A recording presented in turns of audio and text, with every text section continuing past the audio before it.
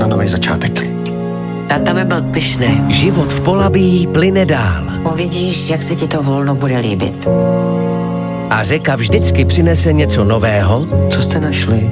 a nečekaného. Do háje.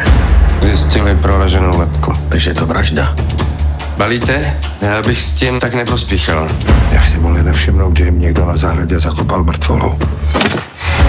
Vlastičku mám rád, tak si ji vemu. Co pak ty se můžeš ženit? Jestli chceme začít opravdu od začátku. Musíme držet při sobě. Jsem na tebe hrdý. Díky, tati. Malý něco je, něco s hlavou. Prostě se nezvládnu o takový dítě starat. Určitě jsme si polepšili, jako.